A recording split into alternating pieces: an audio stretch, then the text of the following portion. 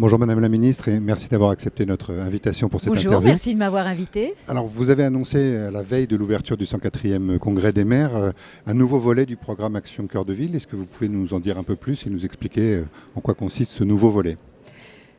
Action Cœur de Ville continue jusqu'en 2026. Ça avait été annoncé par Jean Castex avec l'accord du président de la République. La première tranche se termine fin 2022 et les 5 milliards qui étaient mis sur la table avec nos partenaires, que je tiens à saluer, la Banque des Territoires, Action Logement et l'ANA, vont avoir été consommés. Et donc, nous souhaitions, quand je présidais l'association des villes moyennes, des villes de France, nous souhaitions que ça puisse continuer jusqu'à la fin du mandat de 2026. Cette fois-ci, les objectifs, dans la droite ligne de la politique du gouvernement, va concerner essentiellement un fil rouge, la transition écologique et énergétique, avec une focalisation sur quelques grands projets autour des entrées de ville et autour des gares en centre-ville. Donc nous allons continuer le côté vertueux de ce programme, à savoir aider les villes à se dynamiser, aider les villes à renforcer leur attractivité, et puis avec le fil rouge de la transition écologique pour les bâtiments publics et pour un certain nombre de dispositifs. Alors l'association des petites villes a déjà réagi pour demander s'il allait en être de même pour les autres programmes, Petites Villes de demain par exemple. Alors Petites Villes de demain a la même logique, va suivre la même logique. Le programme est continué jusqu'en 2026 aussi, et donc nous allons continuer à dynamiser aussi ces territoires-là.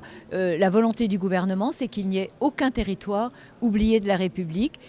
Alors parlons un peu de la contractualisation. Les associations d'élus, l'AMF en particulier, sont vent debout contre la volonté du gouvernement de rétablir une forme de contractualisation visant à limiter leurs dépenses de fonctionnement, ou plus exactement limiter la hausse de leurs dépenses de fonctionnement, alors qu'on est en pleine période de forte inflation. Qu'est-ce que vous leur répondez ? D'abord, je voudrais leur dire que je me suis élevée contre un cas orbis. Donc, ça n'est nullement un cas orbis, et ça, j'aimerais que les communes en soient conscientes. Vous savez, la France doit respecter une certaine trajectoire. Bruno Le Maire le répète souvent. Et donc, nous devons aussi, pour les collectivités, elles doivent prendre leur part. Néanmoins, ce contrat de confiance, je voudrais insister sur le mot confiance et responsabilité, parce que c'est important que les collectivités aussi respectent une certaine tendance. Maintenant, le débat est encore ouvert au Sénat et j'écouterai la sagesse des sénateurs sur ce dispositif.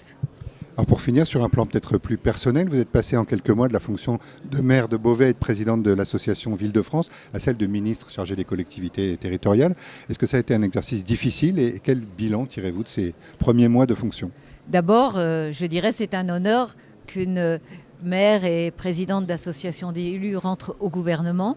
À ce titre, je crois que je parle le même langage que les élus dont je dois défendre les dossiers.